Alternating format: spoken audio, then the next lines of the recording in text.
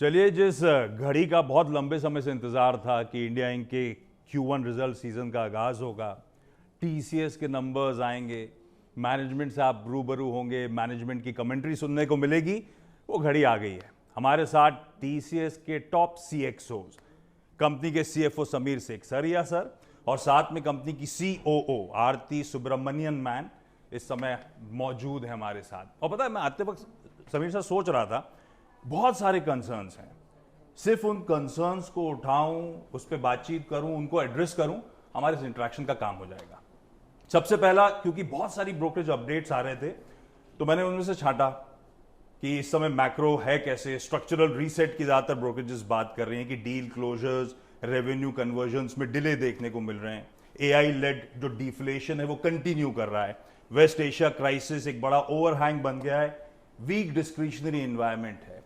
Sameer sir, ये चर्चा हम पहले भी करते रहे हैं, क्या ऐसा कुछ हुआ है कि पिछले 3 महीनों में मैक्रो एनवायरमेंट पिछली चर्चा से इस चर्चा के बीच में और डिटोरिएट हो गया है? ऐसा हुआ है क्या, या ओवरऑल मैक्रो एनवायरमेंट है कैसा? अगर आप ये तिमाही देखें और देखने का नज़रिया है, एक तरह से देखें तो हमारा ये तिमाही में 4th quarter of consecutive growth रहा है। अगर डील वैल्यूज़ देखें तो 9.5 बिलियन की डील वैल्यूज़ रही है। उसमें एक मेगा डील रही है जो हमने SKF करके यूरोपियन कंपनी है उसके साथ शेयर साइन की है।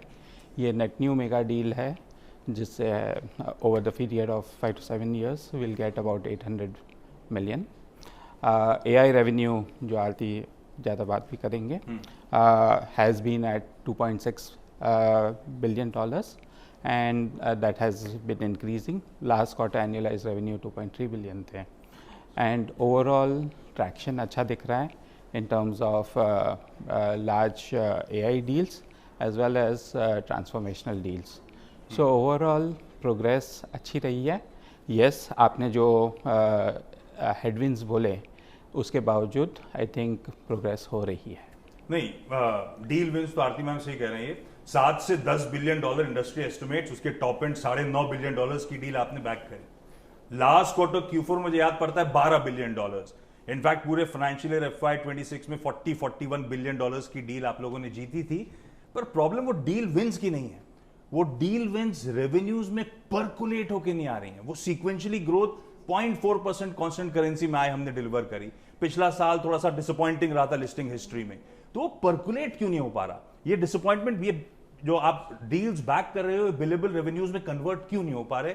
इसके पीछे क्या क्लाइंट एंड पे इश्यूज हैं? अगर आप पहले डील विंस की बात करती हूँ, फिर इस क्वार्टर के कन्वर्जन की बात करेंगे। तो आप डील विंस देखें तो इस क्वार्टर डील विंस जैसे समीर ने कहा अच्छी रही हैं, और डील विंस की क्वालिटी भी देखनी है तो काफ़ी AI लेड ट्रांसफॉर्मेशन डील्स हैं। SKF के बारे में समीर ने बात की, और बाकी आप देखें तो काफ़ी जो ट्रांसफॉर्मेशन डील्स आ रहे हैं वो एंटरप्राइज ट्रांसफॉर्मेशन डील्स हैं। मतलब AI करने के पहले कंपनी के अंदर फाउंडेशन बनाना पड़ता है, उसमें enterprise systems, data, cloud migration वगैरह जो होती हैं, वो डील्स भी अच्छी आ रही हैं। आसान शब्दों में जो कंपनियां AI की तरफ माइग्रेट करना चाहती हैं उनके लिए आप बेस तैयार पहले बेस तैयार करना जरूरी होता है। हाँ। तो वैसी डील्स भी आ रही हैं, और वो डील्स लार्ज डील्स आ रही है। फिर एक और जो डील टाइप है वो है AI ट्रांसफॉर्मेशन डील्स। वो जो डील्स होती हैं वो प्रोजेक्ट बेस होती है, एन्युइटी नहीं होती। तो वो डील जैसे आप देखें कि लास्ट क्वार्टर हमारा AI रेवेन्यू रहा 2.3 बिलियन और अभी 2.6 बिलियन, वो एन्युइटी नहीं है, वो प्रोजेक्ट रेवेन्यू है। तो हर क्वार्टर में वो प्रोजेक्ट खत्म हो, थोड़े प्रोजेक्ट्स कम होंगे, खत्म होते हैं, नए प्रोजेक्ट्स विन करो, फिर वही रेवेन्यू को ग्रो करो। तो आपको उस नज़रिए से देखना पड़ेगा।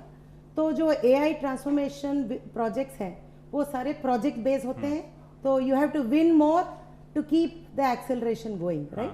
वो दूसरी है। फिर तीसरी टाइप की डील जो आ रही है जो बोलते हैं बिजनेस प्रोसेस ऑपरेशंस, जो बहुत है ना काफ़ी सालों से वो सर्विस हम डिलीवर कर रहे हैं। वो AI से पूरी उस AI से लेके एजेंटिक AI से लेके वो ऑपरेशंस कैसे डिलीवर कर रहे हैं हम, चाहे वो HR प्रोसेस हो या फिनांस प्रोसेस हो, वो पूरी बदल रही है। वो एक नया तरीका है अभी डिलीवरी करने का, उसमें भी इस बार काफ़ी अच्छे डील विन्स हुए हैं।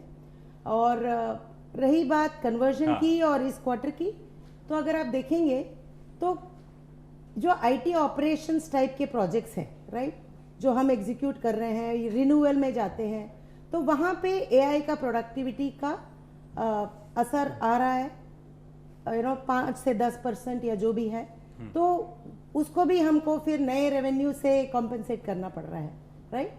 तो आसान शब्दों में फिर जब इतनी स्वेलिंग ऑर्डर बुक है, इतने टीसीवीज हम बैक कर रहे हैं, तो सबके जहन में सवाल यही रहता है ना, फिर वो आपकी आय पिछले साल FY26 में फ्लैट थी, इस बार भी एक्सपेक्टेशंस को बीट जरूर कर दिया, लेकिन थी तो 0.4% की ग्रोथ। और चीजें, सम ऑफ द डील्स जो पिछली बार अनाउंस किया और अभी जो कर रहे हैं, वो एक रैंप अप फेज भी होता है, मतलब जैसे समय इस लगेगा। क्वार्टर में, हाँ, क्योंकि टीम बिल्ड करेंगे, प्रोजेक्ट शुरू करेंगे, तो जो डील्स लास्ट क्वार्टर में अनाउंस किया उनका रिजल्ट नेक्स्ट क्वार्टर Q2 में नजर आएगा, क्योंकि अभी स्टाफिंग की है और प्रोजेक्ट शुरू किए हैं, माइलस्टोन्स अचीव करने हैं, तो वो लैग तो आप तो ऐसा वो समझो पार्ट ऑफ द अभी वो ऑपरेटिंग लैग मॉडल वाला है। पीरियड एक बार साइकिल चल गई हाँ, तो चलेगी। सीक्वेंशियली ग्रोथ अच्छी हाँ, दिखने लगेगी, वो आएगी, वो कब तक आएगी? उस डील से आती आप लोग ने रहेगी। कुछ back of the envelope calculation करे होंगे कि Q1 में हमने 0.4% कर लिया Q on Q, पूरे साल में, पिछले साल चलिए जो होना था हो गया, कांस्टेंट करेंसी में पहली बार लिस्टिंग हिस्ट्री में गिर गई थी, तो हमारे back of the envelope calculation कहते क्या है? आप गाइडेंस नहीं देते,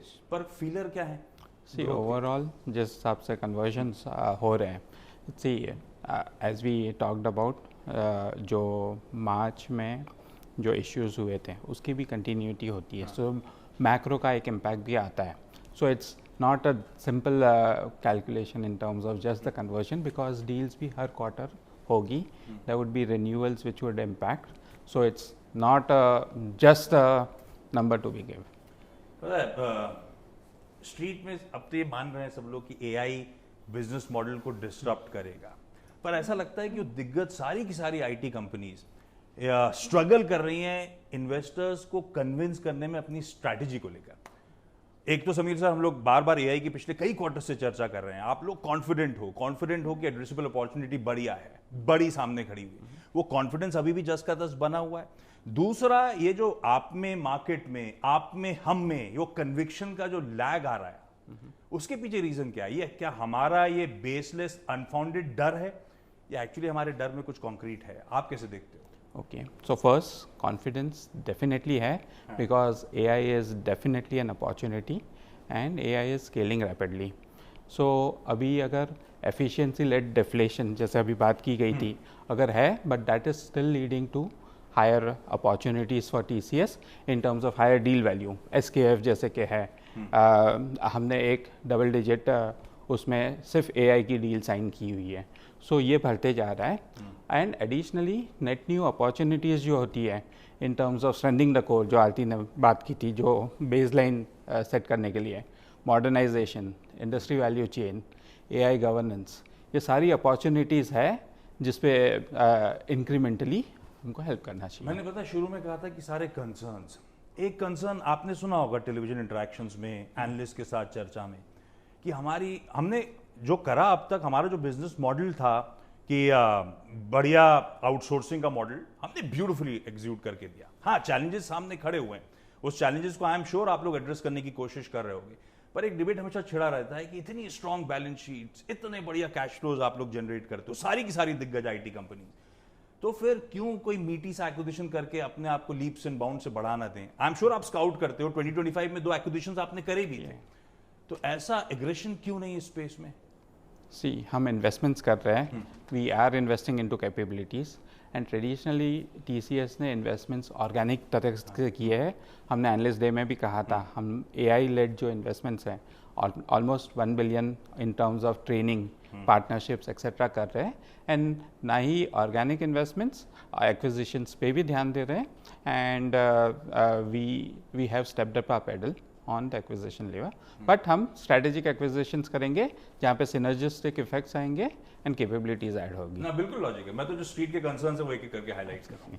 एक बहुत रीसेंट डिबेट छिड़ा, किसी दिग्गज AI कंपनी के CEO साहब के स्टेटमेंट्स आए थे हमारी नेटवर्क में, क्रिटिसिज्म थी करंट AI बिलिंग को लेकर। मैम, वो आर्ग्यूमेंट थे कि बहुत हाई फीस देनी पड़ती है, बेसिकली टोकन्स बड़े महंगे हो गए हैं और उतना फायदा बिजनेसेस को मिल नहीं रहा है, प्लस अपनी बिजनेस सीक्रेट्स हमें किसी बाहर वाले के साथ शेयर करनी पड़ती हैं, ये मॉडल नहीं चल सकता, हमें ओपन सोर्स की तरफ बढ़ने की जरूरत है। आप एआई के करंट माहौल में रेलेवेंस कैसे देख रहे हो? ये सही कह रहे हैं क्या सीईओ साहब जो कह रहे हैं? इस टॉपिक को अगर आप देखें तो पहले हमको ये समझना पड़ेगा कि अभी ये जो एआई है, ये टेक्नोलॉजी बहुत रैपिडली चेंज हो रही है एक तरफ, राइट? और एंटरप्राइजेस वो टेक्नोलॉजी को अडॉप्ट करने के फेज में है, और वो गैप है अभी। जो टेक्नोलॉजी कर सकती है ऐसा माना जाता है, वो एंटरप्राइज कॉन्टेक्स्ट में वो टेक्नोलॉजी को डिप्लॉय करके जो वैल्यू निकालना है, उसमें अभी वो फेज है, लैग है, और एंटरप्राइजेस ट्राई कर रही हैं, राइट? सो अगर आप देखें तो एंटरप्राइज में टेक्नोलॉजी जो डालना है, वो एक मॉडल को लेके डाल दिया तो काम नहीं होता है, उसके आसपास बहुत ज़्यादा इंटीग्रेशन करना पड़ता है, और हमें ओपन वेट की तरफ ही बढ़ना पड़ेगा इवेंचुअली, ऐसा होगा? नहीं, मैं क्या बोल रही हूँ कि एंटरप्राइजेस फुल स्टैक देखेंगे। AI technology is not only about models. AI technology को अगर एक एंटरप्राइज में काम कराना है तो आपको पूरा इंफ्रास्ट्रक्चर से लेके एप्लीकेशंस, जो इंटेलिजेंस लेयर बोल रहे हैं, सारे लेयर्स पे काम करना पड़ता है। मॉडल एक लेयर है, कंपनीज फ्रंटियर मॉडल्स यूज करेंगे, ओपन सोर्स मॉडल्स यूज करेंगे, और खुद के भी मॉडल्स बनाएंगे ओपन सोर्स को लेके, और उसके ऊपर जो उनका खुद का, इसमें सबसे ज्यादा बड़ा एसेट क्या है? कंपनी का एसेट है उनका प्रोसेस, उनका डेटा। सो वो मॉडल जो काम करता है वो कंपनी के प्रोसेस और डेटा के अंदर काम करता है, उसको काम करा के वैल्यू निकालने में ही एआई का फाइनल रियलाइजेशन होगा। और अभी आप देखेंगे 2022 दिसंबर में जनरेटिव एआई, पहले चैट जीपीटी के बारे में हमने पहले सुना, अभी हर साल इंप्रूवमेंट बढ़ रहा है, टेक्नोलॉजी बहुत आगे बढ़ रही है और एंटरप्राइज अडॉप्शन भी आगे बढ़ रहा है। तो धीरे धीरे कंपनी में जब वैल्यू, इन्वेस्टमेंट का वैल्यू बढ़ता जाएगा, जो हम देख रहे हैं, कंपनीज और खुल के इन्वेस्ट करेगी और एआई को स्केल करेगी। और ये एआई की बात नहीं है, डिजिटल के साथ भी हुआ, उसके पहले मोबाइल और इंटरनेट टेक्नोलॉजीज, और उससे पहले भी हुआ। हर technology change has a gestation period. Companies उसको लेके प्रूव करेंगी, कॉन्फिडेंट होंगी, फिर जब वैल्यू देखेंगी स्केल करेंगी, और ये समय लगेगा। आसान शब्दों में जो भी देखेंगी, निचोड़ ये है कि हम जैसे सिस्टम इंटीग्रेटर्स का काम तो आना ही आना है, ऐसा पकड़ लो? हाँ, बिल्कुल ऐसे पकड़ सकते हैं। अच्छा, एक और ओवरनाइट डेवलपमेंट था, वो था कि मैसिव फेडरल क्रैकडाउन हुआ है टेक सेक्टर की हायरिंग प्रैक्टिसेस। उसमें एक कंपनी का तो स्पेसिफिक नाम ले लिया, पर उसमें स्पेसिफिकली कहा गया है US labour department office of inspector general ने कि बिगर आईटी कंपनीज भी, उनको भी हमने समन्स भेजे। क्या हमारे पास भी ऐसा कोई समन वमन आया H1B वीजा रिलेटेड? और हमने ओवर द इयर्स बहुत इंसुलेट करा है अपने आप को H1B वीजा से, खास तौर पे वो कोविड टाइम्स के बाद से। कितने इंसुलेटेड अगर ये मामला तूल पकड़ता है तो हम? अगर हम देखें तो हमारा जो यूएस वर्कफोर्स है, मोर देन 70% ऑफ इट वो है, वो लोकल है।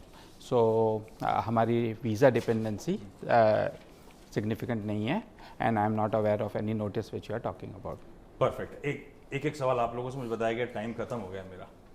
मार्जिन्स खैर इस क्वार्टर में तो होना ही था कि वो वेज हाइक्स को आपने एडजस्ट करना था, पिछली बारी बता दिया था, तो 24% पे आए, पर वो थ्रेशोल्ड जिस गाइडेंस बैंड को लेकर हम चल रहे हैं 24 से 26%, उसके लोअर थ्रेशोल्ड पे बैठे। हम उस बैंड को कंटिन्यू करेंगे क्या, और क्या लीवर्स हैं जिसके थ्रू उस बैंड को आप डिफेंड करोगे सर? ओके, सो पहले तो जो बैंड है हमारा 26 to 28 है, 26 to 28, and we are at 24, and अगर आप देखोगे तो लास्ट 3-4 years में we have come closer to 26, and we know it. And ये जो हेडविन है वेज हाइक्स की is a big headwind of 170 basis points जो हमने अपफ्रंट ले ली है। And as we go through the year, typically like every year, we will be investing into productivity, and we'll be leveraging on productivity and efficiency, and at the same time making growth investments as required, and having the balanced approach. एक और narrative जो बहुत GCCs को लेकर आती, ma'am, last सवाल है। Last update आया कि कमर्शियल ऑफिस लीजिंग में रिकॉर्ड 43% उनका ट्रेडिशनल IT कंपनीज का श्रिंक हो रहा है, और GCCs चलन तो बढ़ ही चले जा रहा है, और आप सीईओ के लिए तो चैलेंजेस हैं, टैलेंट को रोकना, जिसके लिए वो टॉप नॉच डॉलर देने को शायद तैयार होंगे। दूसरी तरफ चैलेंज ये कि आपके वो लार्ज क्लाइंट्स ही होंगे जो प्रेफर कर रहे होंगे जीसीसी का रूट। कितना चैलेंजिंग हो रहा है, कितनी इंटेंसिटी कंपटीशन की जीसीसी के थ्रू बढ़ रही है हमारे लिए। जी, आप अगर देखें जीसीसी, कस्टमर्स जब जीसीसी सेटअप कर रहे हैं इंडिया में, वो जीसीसी सेटअप करने के लिए भी पहले एक एडवाइजरी फेज होता है, फिर एक सेटअप होता है, फिर उसके बाद रन फेज होता है। ये 3 फेजेस होते हैं। तो हम काफ़ी सालों से कस्टमर्स को जीसीसी सेटअप करने में मदद कर रहे हैं। तो वो भी हमारे लिए हाँ, बिजनेस हो गया, ऐसा वो कह भी रहा हूं। हाँ, आईटी कंपनीज के लिए वो भी एक अपॉर्चुनिटी है। अभी जब बिल्ड करते समय, अभी जब ये एआई डिसरप्शन आ गया है, तो जीसीसी में वो एआई यूज करके वहाँ जीसीसी सर्विसेज और अच्छा कैसे डिलीवर कर सकते हैं, वो भी एक अपॉर्चुनिटी है।